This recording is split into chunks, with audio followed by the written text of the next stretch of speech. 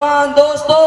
اور پردہ نشی خواتین، جب مذہب اسلام کے روشن ستاروں سے کفر و الحاد، ظلمت و جہالت کے بادل چھٹنے لگے تو بے غیرتی اور بے حیائی کی تاریکیاں ختم ہوئی۔ قرآن و کریم کے عدل و انصاف سے باطل کے لہراتے جھنڈے گر پڑے۔ مظلوموں و بے کسوں کو مساوات اور برابری کا درجہ ملا، خاص طور سے ان عورتوں کو جو ظلم و ستم کی چکی میں پس رہی تھی۔ مصائب و آلام کے پہاڑ ان پر توڑے جا رہے تھے، مگر اسلام نے ان کو ذلت و پستی کے غار سے نکال کر بلندی پر پہنچا دیا، اور ظہور اسلام سے لے کر صدیوں تک مسلمان عورتوں کی برائی کے گیت گائے جاتے رہے۔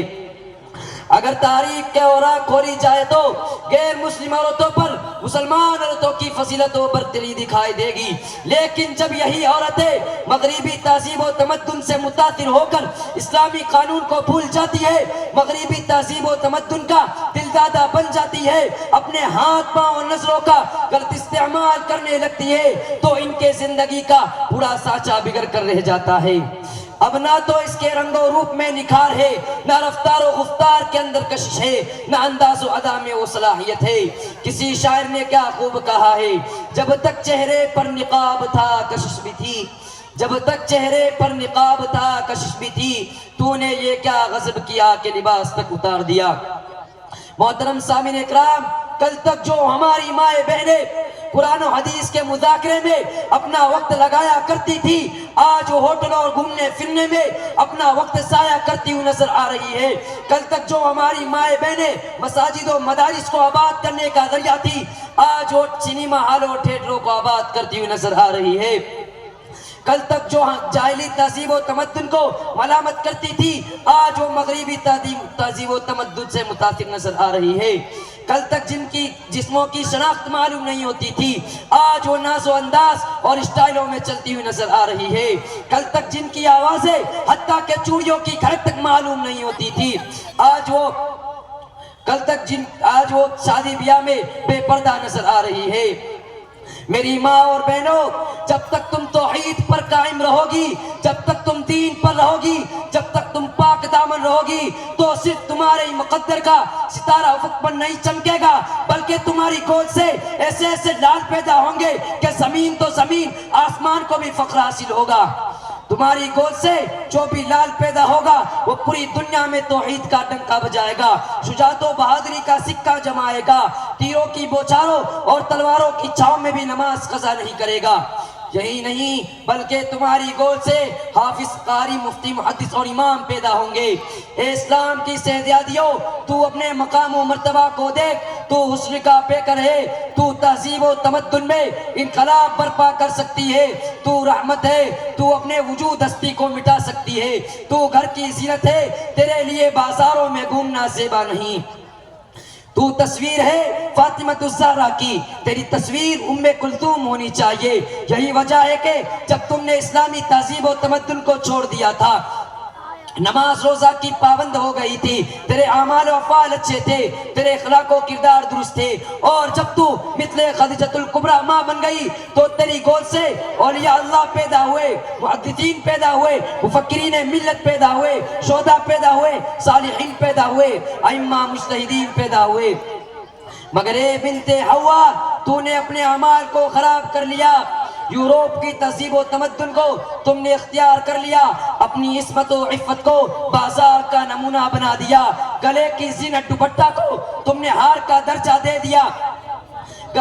گلے کی زینت دوپٹہ کو تم نے ہار کا درجہ دے دیا، نماز روزہ کو تم نے پسے پشت ڈال دیا، رسول اللہ صلی اللہ علیہ وسلم کے فرمان کو تم نے فراموش کر دیا، اسلامی احکام برے معلوم ہونے لگے تو تیری گود سے فرعون و حامان صفت کے لوگ پیدا ہوئے، دین کے دشمن پیدا ہوئے، باطل کی حمایت کرنے والے پیدا ہوئے، چور ڈکیت پیدا ہوئے،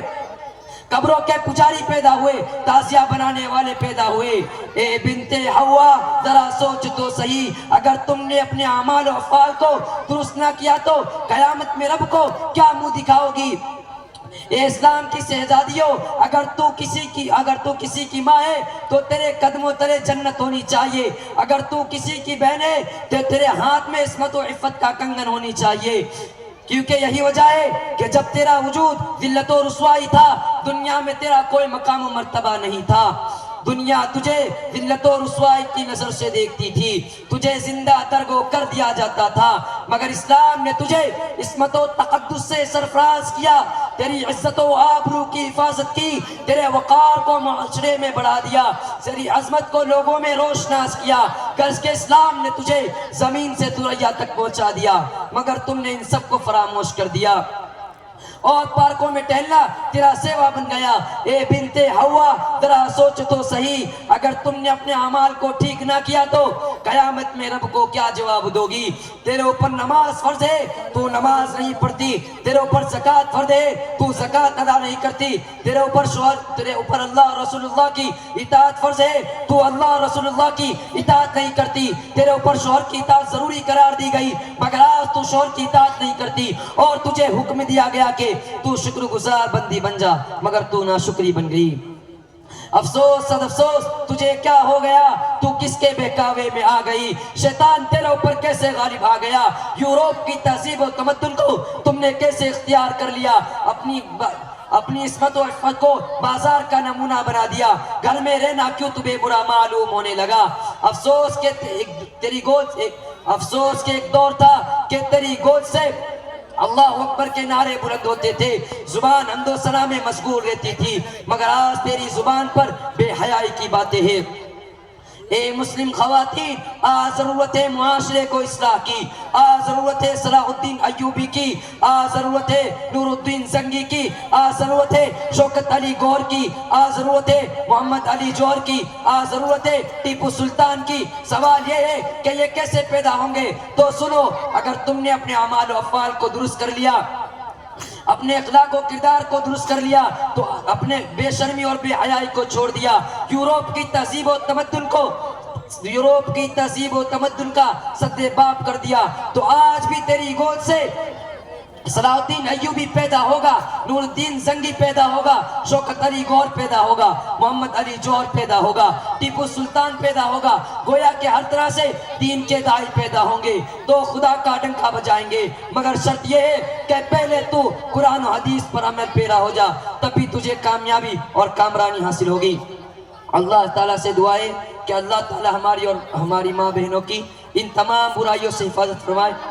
اور پردہ میں رہنے کی توفیق عطا فرمائے، آمین وآخر الدعوانا الحمدللہ رب العالمین۔ ماشاءاللہ، بہت خوب۔ محترم حضرات، اب ہم درجہ حفظ کے ایک طالب علم محمد حمید الرحمن محبوب الرحمن صدیقی سلمہ کو دعوت سخن پیش کرتے ہیں کہ موصوف سٹیج پر تشریف لائے اور سیرت النبی صلی اللہ